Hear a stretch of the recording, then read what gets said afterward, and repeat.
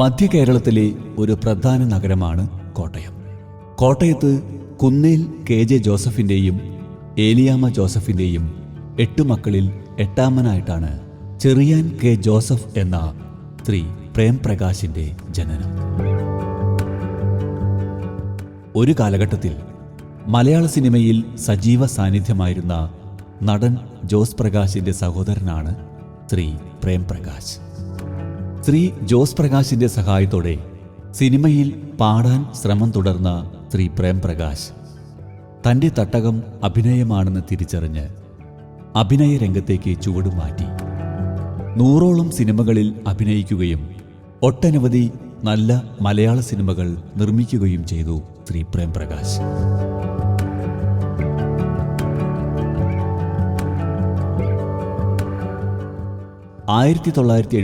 ൽ ശ്രീ പത്മരാജൻ തിരക്കഥ എഴുതി ആദ്യമായി സംവിധാനം ചെയ്ത പെരുവഴി അമ്പലം എന്ന ചിത്രത്തിലൂടെയാണ് ശ്രീ പ്രേംപ്രകാശ് എന്ന നിർമ്മാതാവിൻ്റെ തുടക്കം.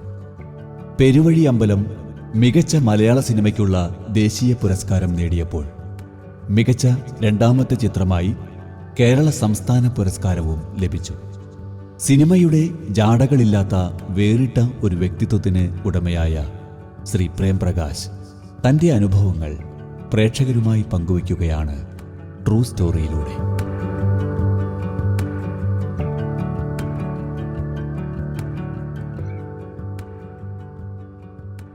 നമസ്കാരം. ഞാൻ ജനിച്ചത് കോട്ടയത്താണ്. എൻ്റെ ഫാദറും മദറും അവർ ചങ്ങനാശ്ശേരിക്കാരാണ്. പക്ഷേ ഞാൻ ജനിക്കുന്നത് കോട്ടയത്താണ്. എനിക്ക് 4 സഹോദരന്മാരും 3 സഹോദരിമാരുമാണ്. അതിലേറ്റവും മൂത്ത ആൾ ജോസ് പ്രകാശ്, 2ാമത്തെ ആൾ മേജർ ആൻ്റണി, 3ാമത്തെ ആൾ KJ തോമസ്, 4ാമത്തെ ആൾ KJ ജോർജ്. സഹോദരിമാർ 3 പേരാണെന്ന് ഞാൻ പറഞ്ഞു. ഒന്ന് തങ്കമ്മ, കുഞ്ഞുഞ്ഞമ്മ, അമ്മിണി. ഞങ്ങൾ 8 പേരടങ്ങിയ ഒരു കുടുംബമാണ്. ഞാൻ ജനിക്കുന്ന സമയത്ത് എൻ്റെ ഫാദർ കോട്ടയത്തൊരു സ്ഥാപനം തുടങ്ങി, ഒരു തേയില വ്യാപാരം. അതിനു മുമ്പ് ഫാദർ കോട്ടയം മുനിസിപ്പൽ കോടതിയിലെ ഒരു ഉദ്യോഗസ്ഥനായിരുന്നു. ആ ബിസിനസ് തുടങ്ങുന്ന സമയത്താണ് ഞാൻ ജനിക്കുന്നത്. അതുപോലെ ഞാൻ ജനിക്കുന്ന സമയത്ത് ജ്യേഷ്ഠൻ ജോസ് പ്രകാശ് പട്ടാളത്തിലായിരുന്നു. എൻ്റെ മറ്റ് 2 സഹോദരന്മാരും പട്ടാളത്തിൽ പോയവരാണ്. എൻ്റെ ചെറുപ്പകാലം, വിദ്യാഭ്യാസകാലം, അത് കോട്ടയം സെൻറ്റ് മർസലിന സ്കൂളിലാണ് ഞാൻ ചെറിയ ക്ലാസ്സിൽ പഠിച്ചത്. അത് കഴിഞ്ഞ് സെക്രട്ടേറിയറ്റ് മൗണ്ട്, അതും കോട്ടയം. ഇടയ്ക്ക് 1 വർഷം മാന്നാനം സെൻറ്റ് എഫ്രൈംസ്. കോളേജ് വിദ്യാഭ്യാസം pre university Changanassery SP college. പിന്നെ ഡിഗ്രി എടുത്തത് കോട്ടയം CMS കോളേജ്. സ്കൂൾ പഠനകാലം പറയുമ്പോൾ ധാരാളം ഓർമ്മകളുണ്ട്. എല്ലാവരുടെയും ജീവിതത്തിൽ നമുക്ക് മറക്കാൻ വയ്യാത്ത സ്കൂൾ കോളേജ് വിദ്യാഭ്യാസകാലം, കൂട്ടുകാർ, നമ്മളെ വിദ്യ അഭ്യസിപ്പിച്ച ഗുരുക്കന്മാർ, അങ്ങനെ പലരും. എനിക്ക് ഒരു 5-6 വയസ്സുള്ളപ്പോൾ മർസലിന സ്കൂളിൽ ഒരു പ്രോഗ്രാം, അന്നത്തെ കോട്ടയം രൂപതയുടെ പിതാവ് ചൂളപ്പറമ്പിൽ തിരുമേനിയുടെ ഒരു ചടങ്ങ് സംബന്ധിച്ച് മർസലിന സ്കൂളിൽ ഒരു പരിപാടി ഉണ്ടായിരുന്നു. അവിടെയാണ് ആദ്യമായിട്ട് ഞാനൊരു സ്റ്റേജിൽ കയറി പാട്ട് പാടുന്നത്.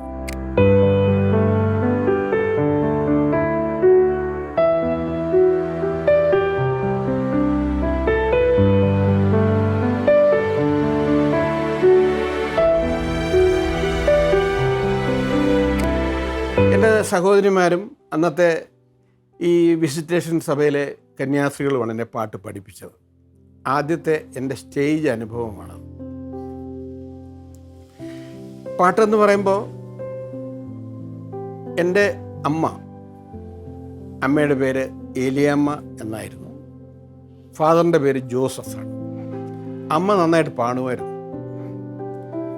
ഞങ്ങളുടെ രീതി അന്നും ഇന്നും എല്ലാ ദിവസവും വൈകുന്നേരം 7 മണിയാകുമ്പോൾ കുടുംബ പ്രാർത്ഥനയുണ്ട്.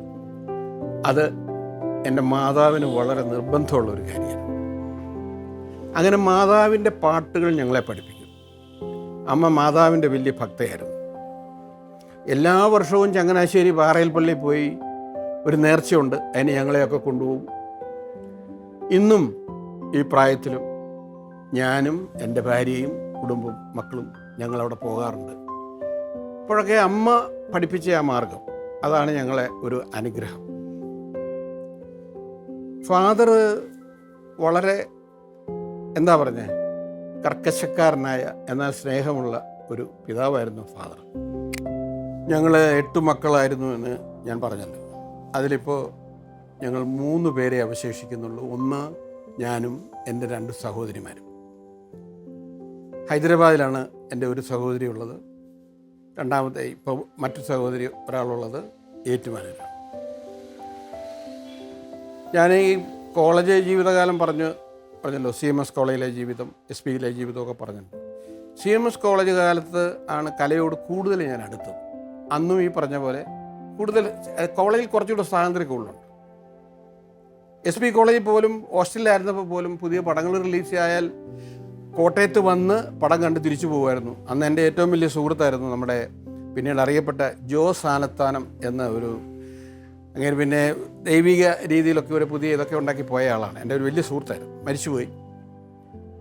അങ്ങനെ സിനിമയോട് വലിയ താല്പര്യമുള്ള ആളായിരുന്നു. ഞങ്ങൾ എൻ്റെ കൂടെ കോട്ടയത്ത് വരിക, സിനിമ കാണുക, അതൊരു പതിവായിരുന്നു. പക്ഷേ SP കോളേജിലെ പ്രിൻസിപ്പളാണെങ്കിലും എൻ്റെ ഗുരുക്കന്മാരാണെങ്കിലും എന്നിലെ കലാകാരനെ തിരിച്ചറിഞ്ഞതുകൊണ്ട് എനിക്ക് ഒത്തിരി സ്വാതന്ത്ര്യം തന്നു. മറ്റു ഉഴപ്പത്തരങ്ങൾക്കൊന്നും ഞാൻ പോകാത്ത ആളാണ്. അതുപോലെ തന്നെയാണ് CMS കോളേജിലും. കോളേജ് ജീവിതത്തിൽ കുറച്ചുകൂടി സ്വാതന്ത്ര്യമുണ്ട്. അതുകൊണ്ട് പുതിയ സിനിമകളൊക്കെ കാണാൻ പോകും. പിന്നെ ഞാൻ മുമ്പ് പറഞ്ഞ പോലെ മ്യൂസിക്കൽ ഈവനിങ്ങിൽ പാടും, അഭിനയിക്കും. അന്ന് കോളേജിൽ അധ്യാപകനായിട്ട് വന്നയാളാണ് നമ്മുടെ പ്രശസ്തനായ നടൻ ബാബു നമ്പൂരി സാറുമായിട്ട് ഒരുമിച്ച് നാടകത്തിൽ അഭിനയിച്ചു. അതുപോലെ ഞാൻ വളരെ ബഹുമാനിക്കുന്ന എൻ്റെ ഒരു ഗുരു, മലയാള അധ്യാപകൻ ബഹുമാനപ്പെട്ട അമ്പലപ്പുഴ രാമവർമ്മ സാറ് എന്നിലെ കലാകാരനെ ഒത്തിരി തിരിച്ചറിഞ്ഞ ആളാണ്. പിന്നെ 3 വർഷത്തെ ആ കോളേജ് ജീവിതകാലം കഴിഞ്ഞ് 68-ലാണ് ഞാൻ വിവാഹിതനാകുന്നത്. കോളേജിൽ വെച്ചുള്ള പരിചയമാണ് ഞങ്ങളുടെ വിവാഹം നടക്കാൻ കാരണം. എൻ്റെ ഭാര്യയുടെ പേര് ഡെയ്സി. കോട്ടയം BCM കോളേജിലെ ഇംഗ്ലീഷ് ഡിപ്പാർട്ട്മെൻറ്റിൻ്റെ ഹെഡായിരുന്നു. 34 വർഷത്തെ സേവനത്തിന് ശേഷം ഇപ്പോൾ റിട്ടയർ ചെയ്തു. എനിക്ക് 3 മക്കളാണ്. Doctor Bobby, Sanjay, Thankam. Bobby Kottayam medical സെൻറ്ററിലെ ഫിസിഷ്യനാണ്.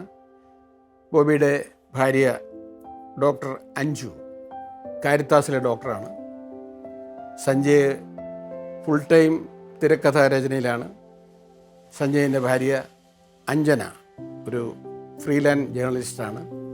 തങ്കം അമേരിക്കയിലാണ്. ഭർത്താവ് മാത്യു, 2 മക്കൾ. ഈ 3 മക്കളിൽ നിന്ന് എനിക്ക് 6 കൊച്ചുമക്കളുണ്ട്. 6ഉം പെൺപിള്ളേരാണ്. വളരെ ഹാപ്പിയാണ്. എല്ലാവരും ഒരുമിച്ച് കൂടുമ്പോൾ ഭയങ്കര രസമാണ്. അവരെല്ലാവരും ഒരുമിച്ച് കൂടുമ്പോൾ. ഞാൻ കോളേജ് വിദ്യാഭ്യാസം 67-ൽ കഴിഞ്ഞപ്പോൾ അവിടെ ഈ പാട്ടുകൾ ശ്രദ്ധിക്കാൻ വരുന്ന ഒരാളായിരുന്നു അമ്പലപ്പുഴ രാമവർമ്മ സാർ എന്നോട് പറഞ്ഞു, താൻ അഭിനയിക്കുകയും ചെയ്യും, പാടുകയും ചെയ്യും, തൻ്റെ ജ്യേഷ്ഠൻ സിനിമയിലുണ്ടല്ലോ, എന്തുകൊണ്ട് ഒരു പാട്ടുകാരനായിക്കൂടാ? ഞാൻ പറഞ്ഞു, എനിക്ക് താല്പര്യമില്ലായികയില്ല, പക്ഷേ ക്ലാസിക്കൽ ടച്ച് ഒരു ബേസ് ഇല്ലാത്തത് കാരണം സിനിമയിലൊക്കെ പാടാൻ സാറേ ബുദ്ധിമുട്ടായിരിക്കും. എന്നാലും തനിക്ക് നല്ല ശബ്ദമുണ്ടല്ലോ, തനിക്കൊന്ന് പാടിക്കൂടെ എന്നൊക്കെ ചോദിക്കാറുണ്ട്. എന്തായാലും അന്ന് ജ്യേഷ്ഠൻ സിനിമയിൽ നല്ല ഒരു സ്ഥാനത്ത് നിൽക്കുന്ന ആളായതുകൊണ്ടും ധാരാളം സ്നേഹബന്ധങ്ങളുള്ള കലാകാരന്മാരുണ്ടായിരുന്നതുകൊണ്ടും ഞാൻ എൻ്റെ അഭിപ്രായം ജ്യേഷ്ഠനോട് പറഞ്ഞു, എനിക്കൊരു പാടിയാൽ കൊള്ളാം, എനിക്കൊരു അവസരം കിട്ടാൻ എന്നാ സാധ്യത. അപ്പോൾ ജ്യേഷ്ഠൻ അന്ന് മദ്രാസിൽ സ്വാമി ലോഡ്ജിലാണ് താമസിക്കുന്നത്. അന്നത്തെ പ്രമുഖരായ സിനിമാക്കാരെല്ലാവരും സ്വാമി ലോഡ്ജിലാണ് താമസം. പ്രേം നസീറാണെങ്കിലും സത്യനാണെങ്കിലും SP പിള്ളയാണെങ്കിലും അന്നത്തെ ഒരുമാതിരിപ്പെട്ട സകല ആർട്ടിസ്റ്റുകളും, അടൂർ ബാസി ഉണ്ടായിരുന്നു, അല്ലെങ്കിൽ അടൂർ ഭവാനി, അവർ ധാരാളം സിനിമാക്കാരുടെ താവളമായിരുന്നു. അപ്പം ഞാൻ ജ്യേഷ്ഠനോട് പറഞ്ഞപ്പം ജ്യേഷ്ഠന് ഏറ്റവും അടുപ്പമുള്ള സംഗീത സംവിധാനമായിരുന്നു ബാബുരാജ്. ബാബുരാജും ജ്യേഷ്ഠനും തമ്മിലുള്ള അടുപ്പം എന്ന് പറയുന്നത്, ജ്യേഷ്ഠൻ നന്നായിട്ട് ഹിന്ദി സംസാരിക്കും, ബാബുരാജും സംസാരിക്കും. ഹിന്ദി പാട്ടുകളോട് ഇവർക്ക് രണ്ടുപേർക്കും ഇഷ്ടമാണ്. അപ്പോൾ സ്വാമീശ്വര കോളേജിലെ ആ താമസത്തിനിടയ്ക്ക് അവർ തമ്മിൽ വളരെ അടുപ്പമുണ്ടായിരുന്നു. പാട്ട് ഇടയ്ക്ക് പാടും. ജ്യേഷ്ഠൻ നല്ല ഗായകനായിരുന്നു. എന്തായാലും ബാബുരാജുമായിട്ടുള്ള ഈ അടുപ്പം കാരണം ബാബുരാജിനോട് ജ്യേഷ്ഠൻ പറഞ്ഞു, എൻ്റെ അനിയന് ഇങ്ങനെ ഒരു ചെറിയ താല്പര്യമുണ്ട്, അവനൊരു പാട്ട് സിനിമയിൽ പാടിയാൽ കൊള്ളാമെന്നുണ്ട്. ബാബുരാജ് വളരെ സന്തോഷപൂർവ്വം പറഞ്ഞു, അതിനെന്താ നമുക്കൊന്ന് വോയിസ് ടെസ്റ്റ് ചെയ്യാം, മദ്രാസിൽ നിന്ന് വരാൻ പറ്റുമോ എന്ന് ചോദിച്ചു. അങ്ങനെ ഞാൻ മദ്രാസിൽ പോകുന്നു. മദ്രാസിൽ വെച്ച് അദ്ദേഹത്തിൻ്റെ മുറിയിൽ വെച്ച് കാണുന്നു. അങ്ങേരുടെ ഹാർമോണിയം ആയിട്ട് ഒരു നല്ല ഹാർമോണിസ്റ്റാണ് ബാബുരാജ്. അദ്ദേഹത്തിൻ്റെ പാട്ടൊക്കെ വളരെയധികം ആസ്വദിക്കുന്ന ആളാണ് അന്നും ഇന്നും. അങ്ങനെ എന്നോട് പറഞ്ഞു, നമുക്ക് സ്റ്റുഡിയോയിൽ പോയി ഒന്ന് വോയിസ് ടെസ്റ്റ് ചെയ്യണം. ഞാനീ പറയുന്നത് 68 കാലമാണ്. അങ്ങനെ രേവതി സ്റ്റുഡിയോയിൽ, അന്ന് സൗണ്ട് എഞ്ചിനീയർ കണ്ണൻ സാറാണ്, അവിടെ വെച്ച് എന്നോട് പറഞ്ഞു, ഇഷ്ടമുള്ള 2 പാട്ട്, ഒരു ഹിന്ദിയും ഒരു മലയാളവും പാടാൻ പറഞ്ഞു. അങ്ങനെ 2 പാട്ട് ഞാൻ പാടി. ഒന്ന് ബാബുരാജിൻ്റെ തന്നെ താമസം എന്തേ വരുവാൻ, പിന്നെ ഒന്ന് ഹിന്ദിയിൽ എനിക്ക് വളരെ ഇഷ്ടപ്പെട്ട ചൗദ്വീ കാ ചാന്ദ്. ഈ 2 പാട്ടും പാടി. അദ്ദേഹത്തിന് വളരെ ഇഷ്ടമായി എൻ്റെ ശബ്ദം. അപ്പോൾ ആ സമയത്ത് കാർത്തിക എന്ന പടത്തിൻ്റെ നിർമ്മാണ പ്രവർത്തികൾ നടക്കുന്നു, റെക്കോർഡിങ് നടക്കുന്നു. അപ്പം അദ്ദേഹം പറഞ്ഞു, ഒരു പാട്ട് എനിക്ക് തരാമെന്ന് നോക്കട്ടെ, കാരണം അതിൽ 2 or 3 പാട്ടേ ഉള്ളൂ. യേശുദാസിന് തന്നെ ഓൾറെഡി കമ്മിറ്റഡാണ്. ഞാൻ പറഞ്ഞു, എനിക്ക് എന്തെങ്കിലും തന്നാൽ മതി.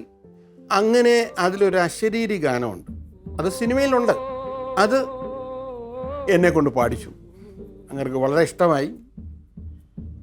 അപ്പോൾ ഞാൻ വീണ്ടും ഇദ്ദേഹത്തിൻ്റെ ഓളവും തീരവും എന്ന പടത്തിൽ ഒരു പാട്ട് പാടാനായിട്ട് എന്നെ അങ്ങനെ പഠിപ്പിച്ചു. ഭാസ്കർ മാഷ് എഴുതിയ പാട്ടാണത്. ഞാൻ ആദ്യം പാടിയ കാർത്തികയിലത് യൂസഫ് അലി സാറാണ് എഴുതിയത്, ഇത് ഭാസ്കർ മാഷായിരുന്നു. ആ പാട്ട് പഠിപ്പിച്ചു. പക്ഷേ അതിൻ്റെ അന്നത്തെ നിർമ്മാതാവിന് ആ സിനിമയ്ക്ക് വളരെ ചെലവ് ചുരുക്കി എടുക്കുകയും ഒരു പാട്ട് വേണ്ട എന്ന് വെക്കേണ്ടി വന്ന കൂട്ടത്തിൽ എൻ്റെ പാട്ട് വായിപ്പോയി. നല്ലൊരു പാട്ടായിരുന്നു അത്, എൻ്റെ ഒരു ദൗർഭാഗ്യം. ഏതായാലും ഈ പാട്ടിനോടുള്ള ഇഷ്ടം കൊണ്ട് ഞാൻ സംഗീത സംവിധായകരെ സമീപിക്കാം എന്ന് വിചാരിച്ച് ദേവരായ മാഷിൻ്റെ അടുത്ത് പോയി. അപ്പോൾ ഇവരുടെയൊക്കെ അടുത്ത് ചെല്ലുമ്പോൾ എനിക്കുള്ള കെയർ ഓഫ് എൻ്റെ ജ്യേഷ്ഠൻ്റെ പേരാണ്. ജോസ് പ്രകാശ് എന്നുള്ള പേരുള്ളത് കൊണ്ടാണ് എനിക്ക് ഇവരുടെയൊക്കെ അടുത്തോട്ട് ചെല്ലാൻ പറ്റുന്നത്. അദ്ദേഹം എന്നെ കൊണ്ടൊരു പാട്ടൊക്കെ പാടിച്ചു. പാടി കേട്ട് കഴിഞ്ഞാൽ അങ്ങനെ പറഞ്ഞു, അനിയനൊരു കാര്യം ചെയ്യണം, അനിയന് ക്ലാസിക്കൽ ബേസ് ഇല്ല, സിനിമയിൽ പാടണമെങ്കിൽ കുറച്ചൊക്കെ ക്ലാസിക്കലായിട്ട് അറിവ് വേണം, അല്ലെങ്കിൽ പാടിയാൽ അത് ശരിയാകില്ല. ശബ്ദം ഓക്കെ, പക്ഷെ പല കുറവുകളുമുണ്ട്. ഞാനത് അംഗീകരിച്ചു. അങ്ങനെ അവിടെയും എനിക്കൊരു എന്താ പറഞ്ഞ ഒരു പിന്നണി ഗാന മേഖലയിലേക്ക് അങ്ങനെ അധികം കടന്നു ചെല്ലാൻ പറ്റാതെ പോയിട്ടുണ്ട്. ഈ സമയത്ത് ഞാൻ പറഞ്ഞല്ലോ, എൻ്റെ ഫാദറിന് സുഖമില്ലാതായി. ജ്യേഷ്ഠന്മാരും സഹോദരിമാരും എല്ലാം വിവാഹിതരായി പോയി. എൻ്റെ വിവാഹം കഴിഞ്ഞു. അപ്പോൾ ഞങ്ങളുടെ സ്ഥാപനം നടത്തിക്കൊണ്ട് പോകണം. അങ്ങനെ ഞാൻ ഈ തേയില വ്യാപാരം അതിലേക്ക് അങ്ങ് മുഴുകി നിരന്തരമായിട്ട് സ്ഥിരമായിട്ട് അവിടെ ഇരിക്കുക. അപ്പോൾ കലാരംഗത്തോട്ടൊന്നും എനിക്ക് അങ്ങനെ പറ്റുന്നില്ല പോകാൻ. എങ്കിലും ഞങ്ങൾക്ക് കോട്ടയത്തൊരു എൻ്റെ കൂട്ടുകാരോട് ഒരു ഓർക്കസ്ട്ര ട്രൂപ്പ് ഉണ്ടായിരുന്നു, ഫ്രണ്ട്സ് ഓർക്കസ്ട്ര. അതിൽ ഞാൻ പാടാൻ പോകും. YMCA പാട്ടിനോട് ഇഷ്ടമുള്ളതുകൊണ്ട് YMCA അതിനെല്ലാം പോയി പങ്കെടുക്കും. അങ്ങനെ സംഗീതവും ആയിട്ട് കൂട്ടിക്കലർന്ന് പല പരിപാടിക്കും പോവും. കുടുംബജീവിതമായി 70 എനിക്ക് ബോബി ജനിക്കുന്നത്, മൂത്ത മകൻ. ഈ അവസരത്തിൽ പലരും എന്നോട് ചോദിക്കുന്നുണ്ട്, നിങ്ങൾ അഭിനയിക്കുകയും കൂടെ ചെയ്യില്ല, ഒന്ന് ശ്രമിക്കാൻ മേലെ, ജ്യേഷ്ഠനൊക്കെ ഇല്ലേ അത്? ഞാൻ എങ്ങനെയാ, എനിക്ക് അറിഞ്ഞുകൂടാ എങ്ങനെയാ ഇപ്പം ഇതൊക്കെ കിട്ടുമോ. ജ്യേഷ്ഠനുണ്ടെന്ന് പറഞ്ഞാൽ എല്ലാം അങ്ങനെയാണെങ്കിൽ എല്ലാ കലാകാരന്മാരുടെയും ബന്ധുക്കളൊക്കെ സിനിമയിൽ വരണമല്ലോ, അതിനൊരു സാധ്യത കുറവല്ലേ. എങ്കിലും ഞാനൊരു ശ്രമം നടത്തി നോക്കി. എന്നെ ഈ പാട്ട് പാടാൻ സഹായിച്ച ഒന്ന് രണ്ട് വ്യക്തികളെ ഞാൻ ഇടയ്ക്ക് വിട്ടുപോയിട്ടുണ്ട്. ഒന്ന് കാർത്തിക എന്ന ചിത്രത്തിൻ്റെ വിതരണക്കാരൻ, പ്രധാനപ്പെട്ട ഒരു film company Jio pictures, Kuttappan sir, അന്നേരം എനിക്ക് പരിചയമുള്ള ആളാണ്. അദ്ദേഹത്തോട് പറഞ്ഞിട്ടാണ് എനിക്ക് ഈ കാർത്തികയിൽ ഒരു അവസരം കിട്ടിയത്. വളരെ നന്ദിപൂർവ്വം അദ്ദേഹത്തെ ഞാൻ സ്മരിക്കുന്നു. അതിനുശേഷം ഈ സിനിമയുടെ കാര്യം വന്നപ്പോൾ കോട്ടയത്തൊരു വിമല ഫിലിംസ് മാത്യു സാറുണ്ട്. വിമല ഫിലിംസ് അന്ന് ഏറ്റവും പ്രശസ്തമായ കമ്പനിയാണ്. അവരെ ഞാൻ പോയി കാണാറുണ്ട്. എനിക്കിങ്ങനെ സിനിമയിലൊക്കെ അഭിനയിക്കണം താല്പര്യമുണ്ട്. അവരും പറഞ്ഞു ജ്യേഷ്ഠനോടൊന്ന് പറ, ജ്യേഷ്ഠനല്ലേ ഇപ്പോൾ ഉള്ളത്, അയാൾ നിൽക്കുകയല്ലേ, മിന്നിത്തിളങ്ങി നിൽക്കുകയല്ലേ. അങ്ങനെ ഈ ആഗ്രഹം വീണ്ടും ഞാൻ ജ്യേഷ്ഠനോട് പറഞ്ഞു. ജ്യേഷ്ഠന് അന്ന് എം.ഒ. ജോസഫ്, മഞ്ഞിലാസിൻ്റെ എം.ഒ. ജോസഫ് സാർ, അദ്ദേഹം പ്രൊഡക്ഷൻ കൺട്രോളറായിട്ട് വന്ന് പിന്നീട് പ്രൊഡ്യൂസറായ ഒരാളാണ്. അപ്പം നേരത്തെ മുതൽ എൻ്റെ സഹോദരന് പരിചയമുണ്ട്. അദ്ദേഹമായിട്ട് സംസാരിച്ചു. ആ സമയത്താണ് അരനാഴിക നേരം എന്ന പടം ഷൂട്ടിങ് തുടങ്ങാൻ പോകുന്നു. സേതുമാധവൻ സാറാണ് സംവിധാനം. എന്നെ വിളിപ്പിക്കുന്നു മദ്രാസിലേക്ക്. സേതുമാധവൻ സാറിനെ എന്നെ ഒന്ന് കാണണമെന്ന് പറയുന്നു. ഞാൻ പോയി കണ്ടു. അദ്ദേഹത്തിന് വളരെ ഇഷ്ടപ്പെട്ടു. എന്നെക്കൊണ്ടൊരു 2-3 ഡയലോഗൊക്കെ പറയിപ്പിച്ചു നോക്കി. അങ്ങനെ അരനാഴിക നേരം എന്ന ചിത്രത്തിൽ 1970 ഞാൻ ആദ്യമായിട്ട് മൂവി ക്യാമറയുടെ മുമ്പിൽ നിന്നു. ജീവിതത്തിൽ മറക്കാൻ വയ്യാത്ത ഒരു സംഭവമാണ്. ഞാൻ എൻ്റെ ജീവിതത്തിലെ ഭാഗ്യങ്ങളിലൊന്നായിട്ട് കാണുന്ന ഒരു പടമാണ് അരനാഴിക നേരം. സേതുമാധവൻ സാറിൻ്റെ മികച്ച 4-5 ചിത്രങ്ങൾ എടുക്കുമെങ്കിൽ അതിലൊന്നാണ് അരനാഴിക നേരം. അതിൻ്റെ പ്രത്യേകത എന്ന് പറയുന്നത് ആ സിനിമയിൽ അഭിനയിച്ച വ്യക്തികളാണ്. അതെൻ്റെ ഭാഗ്യമാണ്. കൊട്ടാരക്കര ശിവനായർ, സത്യൻ, നസീർ, ബഹദൂർ, ശങ്കരാടി, എൻ്റെ സഹോദരൻ ജോസ് പ്രകാശ്, ഗോവിന്ദൻകുട്ടി, ജേസി, ഷീല, രാഗിണി, അംബിക എന്ന് വേണ്ട അതിൽ അഭിനയിക്കാത്ത ആരുമില്ല. ഇവരുടെയൊക്കെ കൂടെ അഭിനയിക്കുക എന്ന് പറയുന്നത് ആ ഭാഗ്യം ചെയ്ത ഒരാളാണ് ഞാൻ. ഇത് ഞാൻ 1970 കാര്യമാണ് പറയാം. എനിക്കതിൽ 3-4 സീനേ ഉള്ളൂ. പക്ഷേ ഇന്നും ഞാൻ എൻ്റെ ഹൃദയത്തിൽ കൊണ്ടു നടക്കുന്ന ഒരു പടമാണ്. സേതുമാധവൻ സാറിനെ ഒന്നും ഒരിക്കലും മറക്കില്ല. അദ്ദേഹം മരിക്കുന്നതിന് 1 വർഷം മുമ്പ് ഞാനും ഭാര്യയും കൂടെ മദ്രാസിൽ പോയി അദ്ദേഹത്തെ കണ്ടു. എന്തൊരു സ്നേഹമായിരുന്നു അദ്ദേഹത്തിന്. നല്ല മനുഷ്യൻ, ഏറ്റവും വിനീതനായ ഒരു മനുഷ്യൻ, ഡൗൺ ടു എർത്ത് പേഴ്സൺ, ഒരു ഡയറക്ടർ. അദ്ദേഹത്തിൻ്റെ വീട്ടിൽ പോയി കണ്ടു, അനുഗ്രഹങ്ങൾ വാങ്ങി. ഞാൻ എഴുതിയ ഒരു പുസ്തകത്തിന് അങ്ങേര് ആശംസകൾ എഴുതി അറിയിച്ചു. ഞാനൊരു പുസ്തകം പ്രകാശവർഷങ്ങൾ എന്ന പേരിൽ ഞാൻ എൻ്റെ സിനിമാ ജീവിതാനുഭവങ്ങൾ എഴുതിയിട്ടുണ്ട്. അതിൽ അദ്ദേഹം എഴുതിയിട്ടുണ്ട്. സിനിമയുടെ ഷൂട്ടിംഗ് കഴിഞ്ഞ് എം.ഒ. ജോസഫ് സാറ് മദ്രാസിലും കൊട്ടാരക്കരയിലുമായിരുന്നു എൻ്റെ ഷൂട്ടിങ്. എൻ്റെ കൂടെ ഉള്ള സീനിൽ രാഗിണി, കൊട്ടാരക്കര ശ്രീനായർ, മീനയാണ് എൻ്റെ അമ്മയായിട്ട് ആദ്യം അഭിനയിച്ചു. മീന, അന്തരിച്ചു പോയ മീന, ഗോവിന്ദൻകുട്ടി, ഇവരെല്ലാവരും ഉണ്ടായിരുന്നു. അപ്പോൾ ഇവരൊക്കെ ആയിട്ട് എനിക്കൊന്ന് പരിചയപ്പെടാൻ പറ്റിയില്ല. അതിൻ്റെ കെയർ ഓഫ് എൻ്റെ സഹോദരൻ ജോസ് പ്രകാശ് ആണെന്നുള്ളത് ഞാൻ വിസ്മരിക്കുന്നില്ല. ഷൂട്ടിങ് കഴിഞ്ഞ് പോരുമ്പോൾ എം.ഒ. ജോസഫ് സാർ ഒരു കവർ എന്നെ ഏൽപ്പിച്ചു. ഇത് മുട്ടായി മേടിക്കാനുള്ളതാണ് എന്ന് പറഞ്ഞു. ഞാൻ പറഞ്ഞു, വളരെ ഉപകാരം സാർ, എനിക്കൊരു അവസരം തന്നല്ലോ. 100 രൂപയായിരുന്നു. അതായത് 1970 നടന്ന സംഭവമാണ് ഞാൻ ഈ പറയുന്നത്. 100 രൂപ. ഒത്തിരി അനുഗ്രഹം അതിൽ നിന്ന് പിന്നീടുണ്ടായി. അതിനുശേഷം സേതുമാധവൻ സാറുമായിട്ടുള്ള ബന്ധം വളരെ അടുപ്പമായി. അദ്ദേഹം എന്നെ വിളിക്കും. അദ്ദേഹത്തിൻ്റെ 2 ചിത്രങ്ങളിൽ കൂടി എന്നെ അഭിനയിപ്പിച്ചു. പണി തീരാത്ത വീടും അതുപോലെ ചട്ടക്കാരിയിലാണെങ്കിൽ അടൂർ ഭാസിയുടെ മകനായിട്ട് അഭിനയിച്ചു, ലക്ഷ്മിയുടെ സഹോദരൻ. അങ്ങനെ 2-3 ചിത്രങ്ങൾ അവിടെ അഭിനയിച്ചു. പിന്നീട് ആ കാലങ്ങളിൽ കുറേ പടങ്ങൾ കിട്ടിത്തുടങ്ങി. അപ്പോൾ എനിക്ക് തോന്നുന്നു ഇതുവരെ ഞാൻ ഏതാണ്ട് ഒരു 100 സിനിമകളിൽ അഭിനയിച്ചിട്ടുണ്ട്. വലിയ വേഷങ്ങളാണെന്നൊന്നും ഞാൻ പറയുന്നില്ല. തരക്കേടില്ലാത്ത ചെറിയ ചെറിയ വേഷങ്ങളുമൊക്കെയാണ്. എൻ്റെ ഓർമ്മയിൽ പറയുകയാണെങ്കിൽ കേരളത്തിലെ അറിയപ്പെടുന്ന എല്ലാ സംവിധായകരുടെയും സിനിമയിൽ അഭിനയിക്കാൻ എനിക്ക് അവസരം കിട്ടി. അഭിനയിക്കാൻ അവസരം കിട്ടാഞ്ഞ 2-3 പേര് എന്ന് പറയുന്നത് ഒന്ന് സത്യനന്ദിക്കാടാണ്. അദ്ദേഹത്തിൻ്റെ ചിത്രത്തിൽ അഭിനയിച്ചിട്ടില്ല. ഫാസിലിൻ്റെ പടത്തിൽ ഞാൻ അഭിനയിച്ചിട്ടില്ല. ഇതൊക്കെ ഞാൻ മനസ്സിൽ എൻ്റെ കണക്കൂട്ടലിൽ വരുന്നതാണ്. ഇവരൊന്നും പടത്തിൽ അഭിനയിക്കാൻ എനിക്ക് അവസരം കിട്ടിയില്ല, അത്രേ ഉള്ളൂ.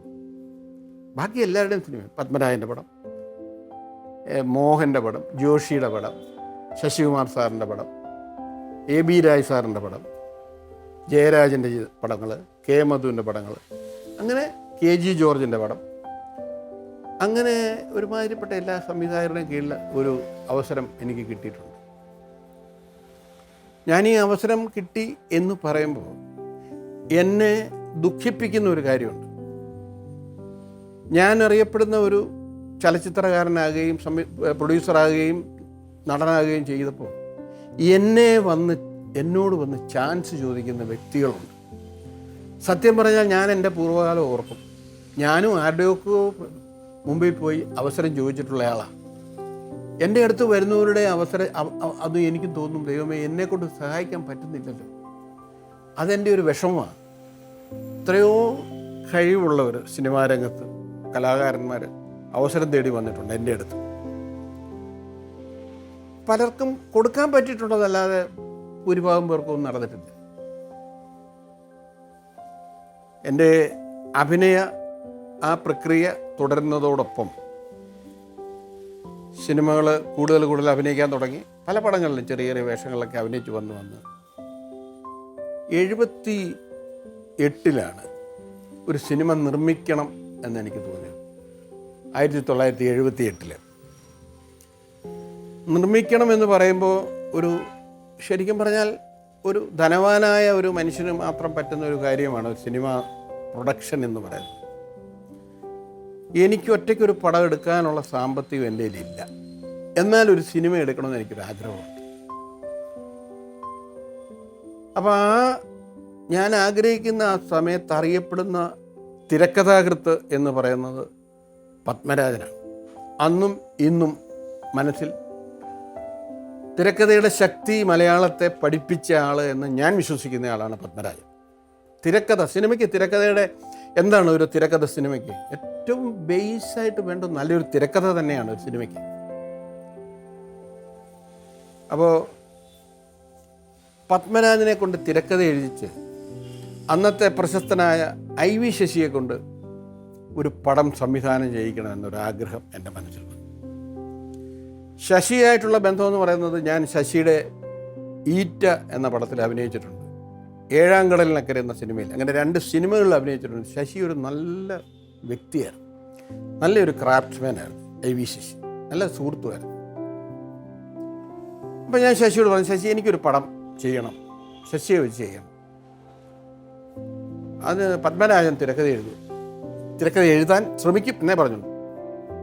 അങ്ങനെ ഇരിക്കുമ്പോഴാണ് ഈ റീഡേഴ്സ് ഡൈജസ്റ്റിൽ ഒരു കഥ, അന്ന് എല്ലാ മാസവും അന്നും ഇന്നും വരുന്നുണ്ട് ഡൈജസ്റ്റ് ഈ വീട്ടിൽ, അതിലൊരു സംഭവ കഥ എൻ്റെ ഭാര്യ ഡെയ്സി വായിച്ചു. Richie my son my enemy എന്നാണ് എൻ്റെ പേര്. Richie my son my enemy.